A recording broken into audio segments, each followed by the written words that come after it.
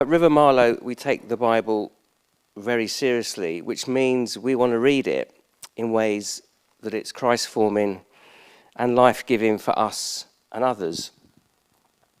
And in order to read the Bible well, we need to understand its big themes and not just read it as a collection of verses to pick and choose from. Understanding the Bible's big themes will help us read it with the grain of what its authors intended. Now, I'm not at all a practical person, as Anthony will tell you, but I'm told that you get much better results and you avoid damage when you work wood along with its grain. Yeah? Does that make sense? Any carpenters here? And I think that's true for how we read and interpret the Bible.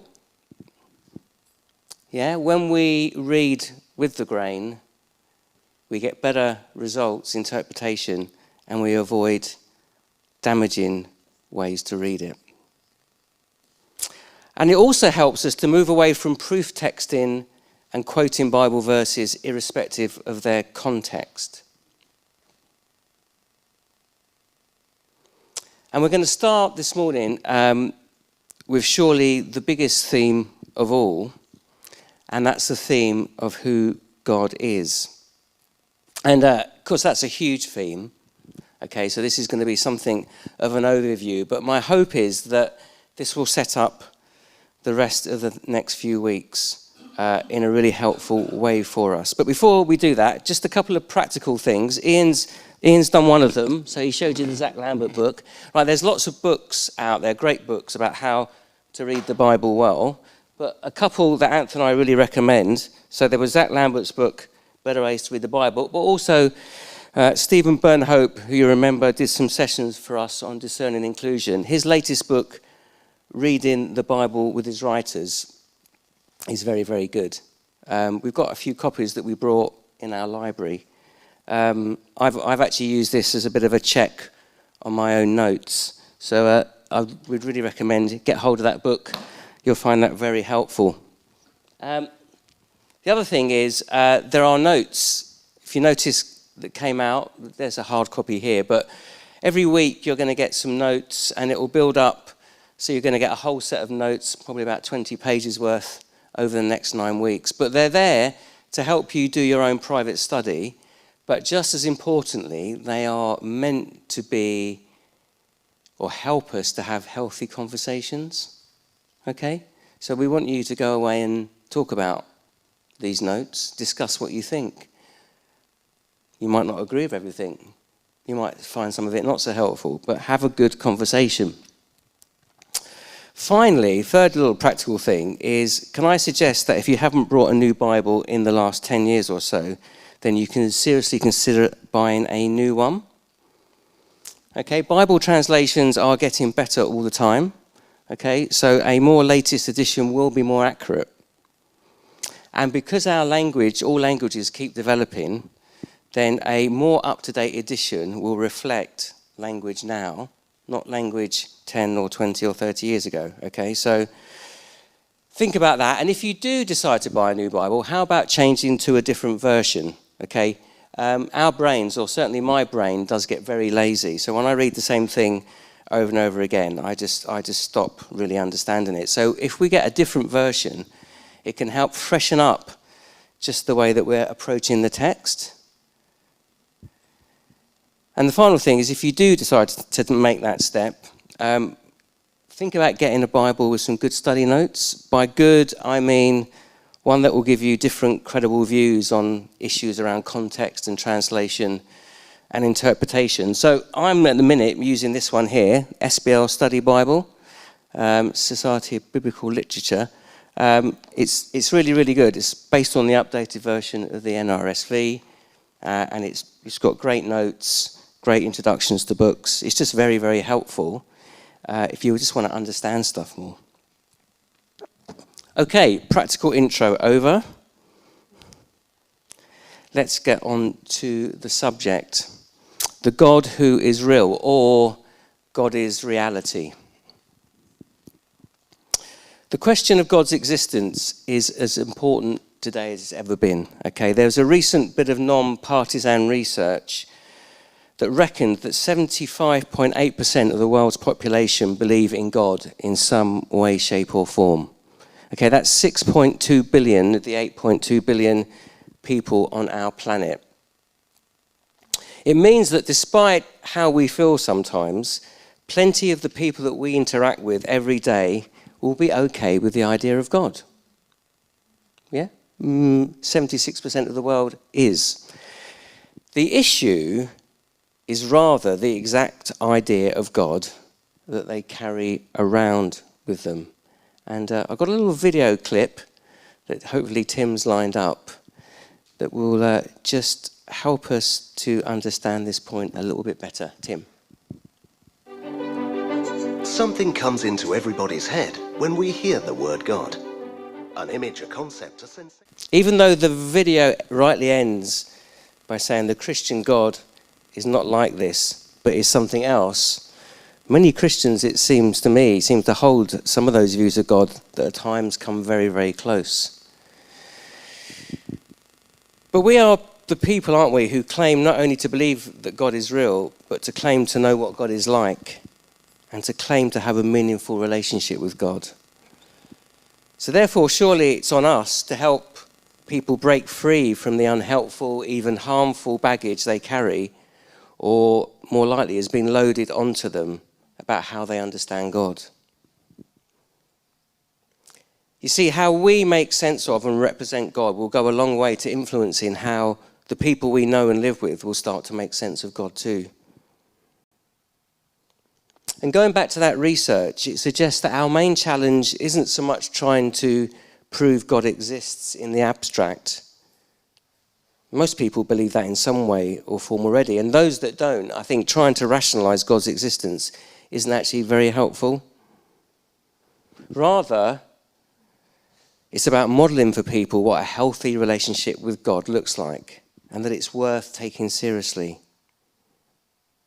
That is what I believe why we're here, to do those things well. But where to start? Well, a very good place to start is where the Bible starts with its answer to the question that the video posed of the something else that is God. And we see it right at the start in Genesis 1:1.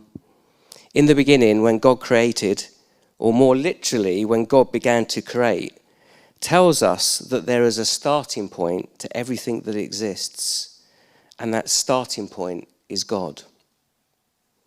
It's the Christian faith's answer to the question of how we get something from nothing that isn't random chance. And Hebrews 11:3 reflects on it in this way, and this is important. By faith, we understand that the entire universe was formed at God's command, so that what is seen was made from things that are not visible. It's by faith. So the Genesis 1 and 2 account of creation, they weren't written to be scientific explanations, and they weren't written to stand up to modern ideas about historicity. They're theology.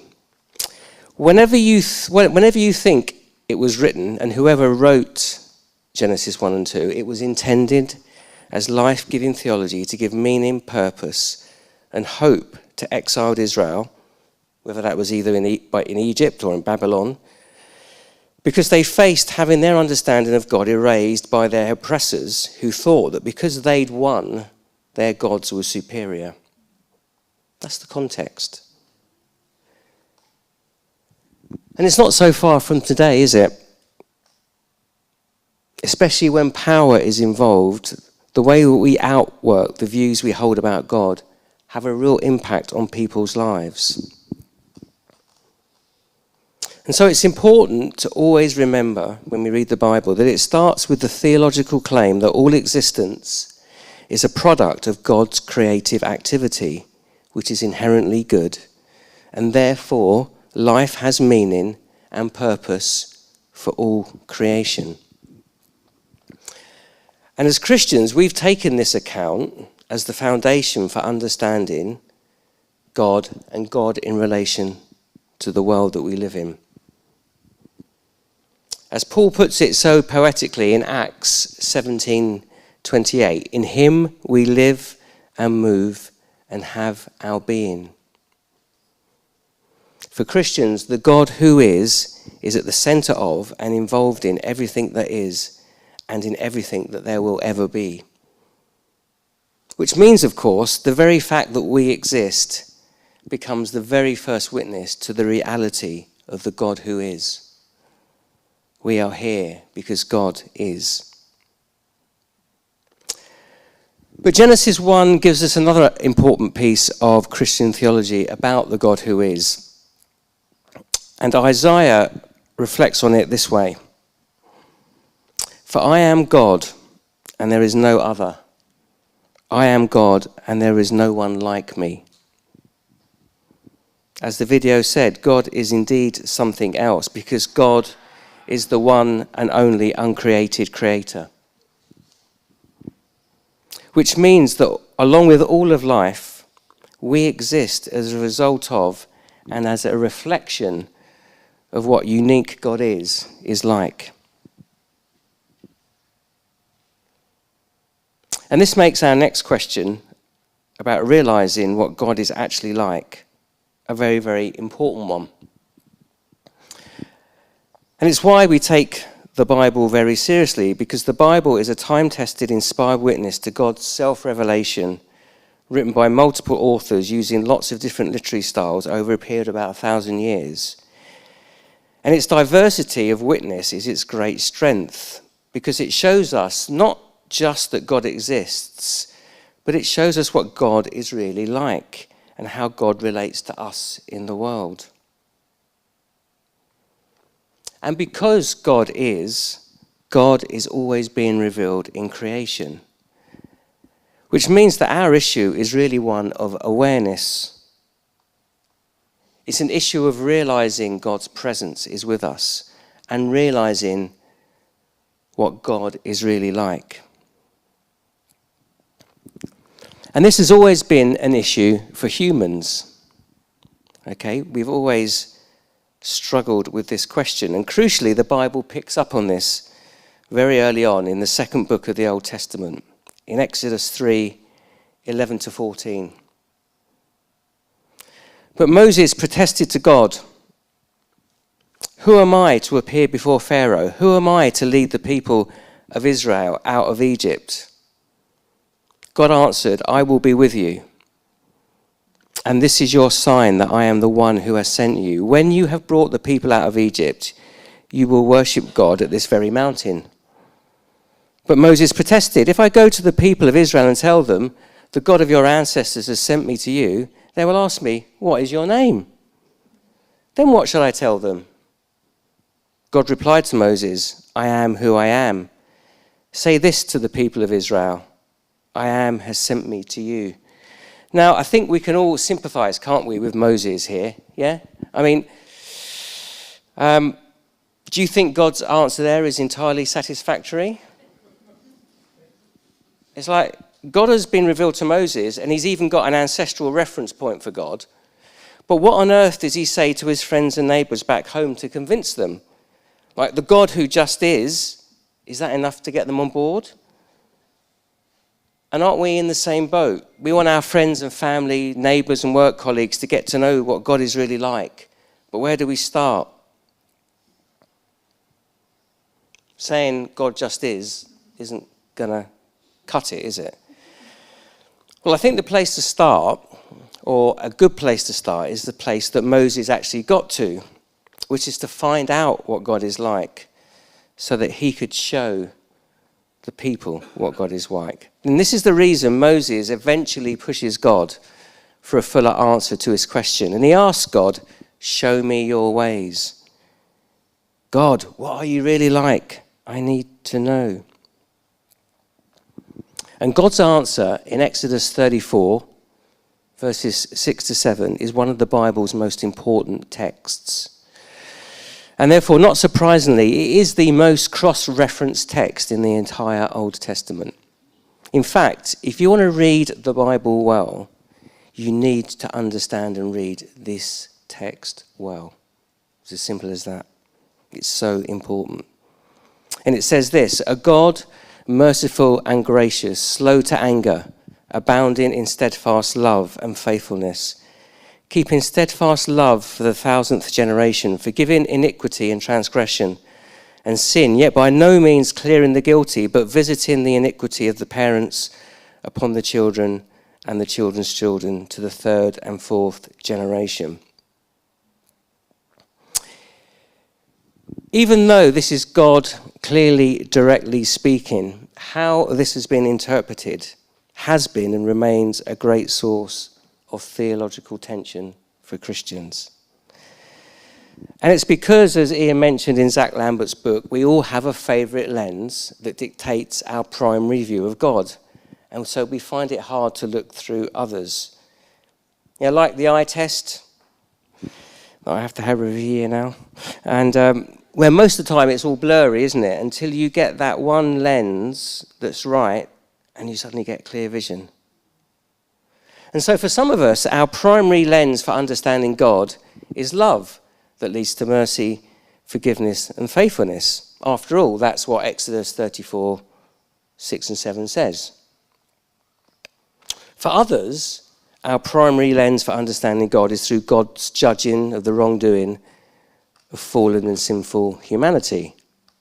After all, that's what Exodus 34, 6 and 7 says.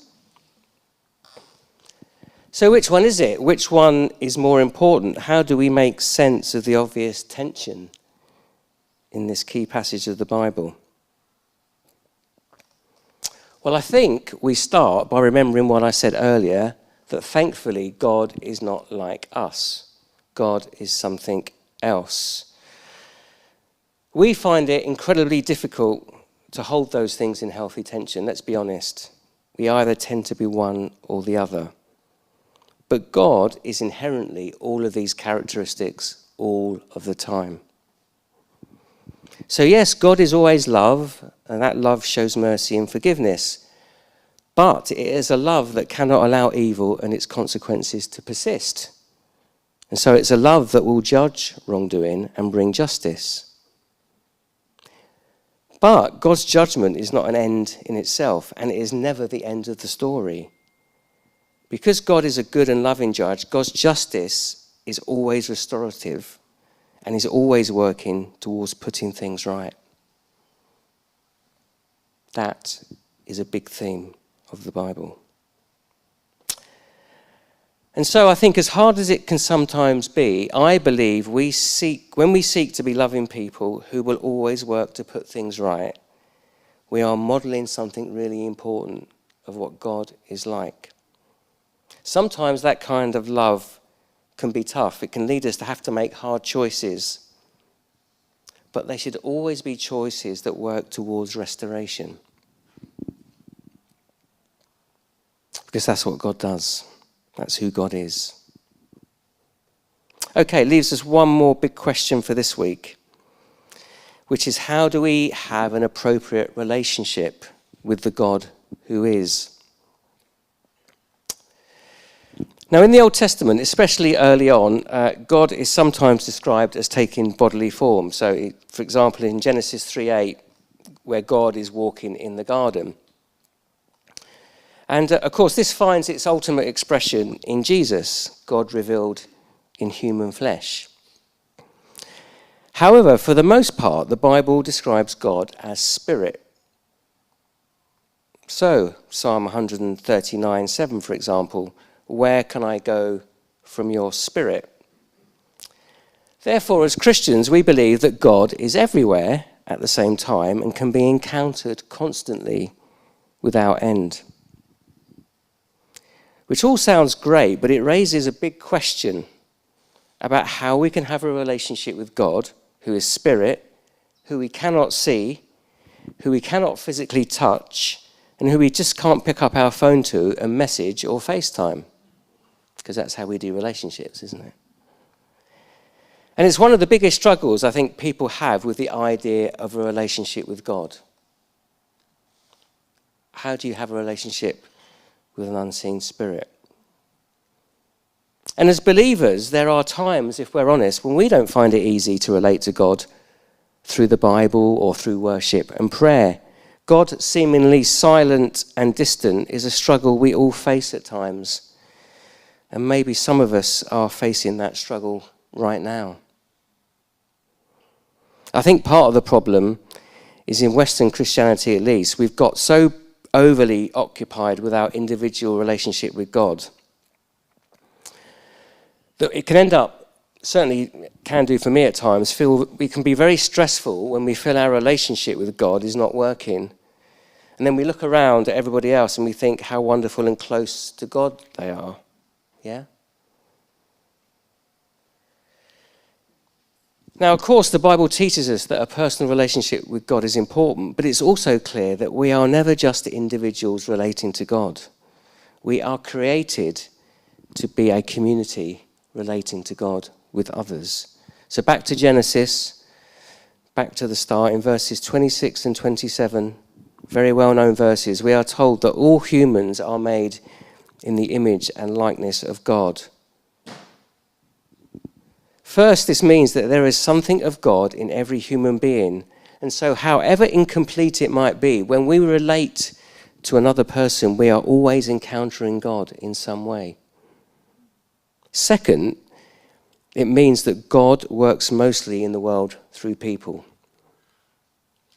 Now, I know we all like the idea that God will just do stuff out of nothing with minimal effort on our part. And sometimes, yes, absolutely, I believe God does work through the miraculous and the unseen. However, we are created in the image and likeness of God precisely so we can get things done on God's behalf.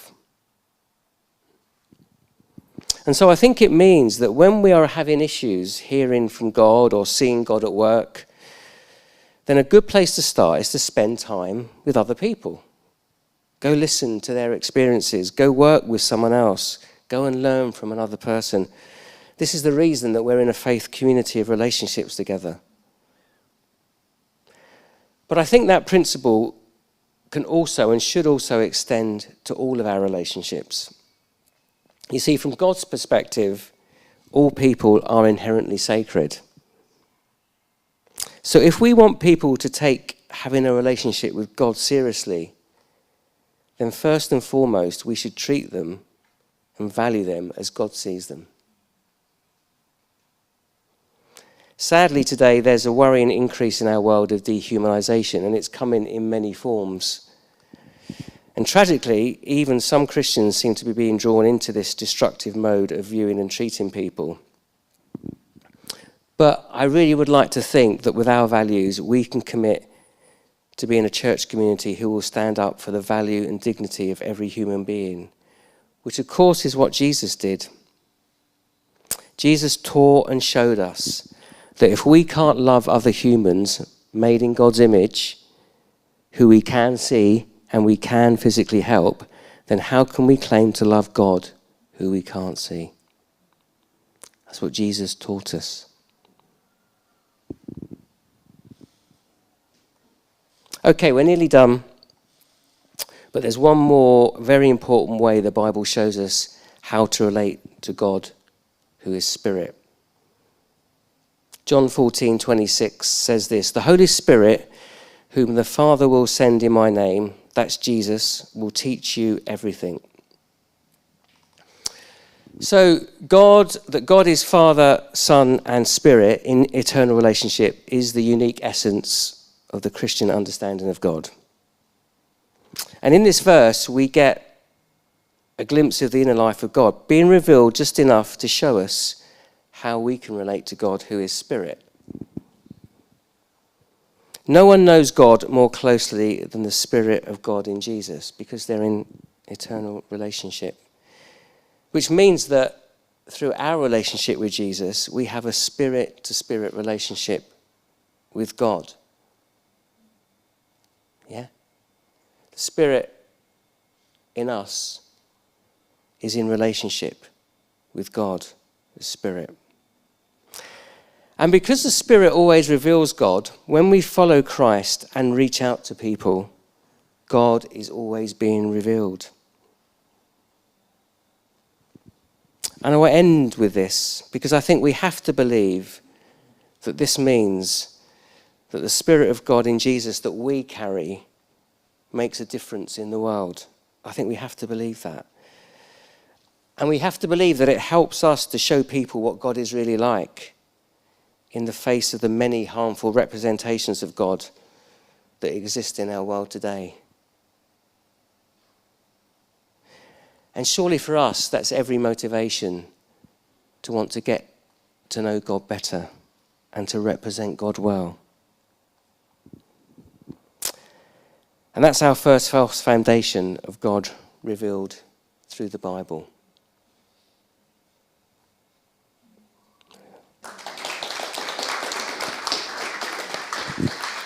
Thank you, Paul. Thank you.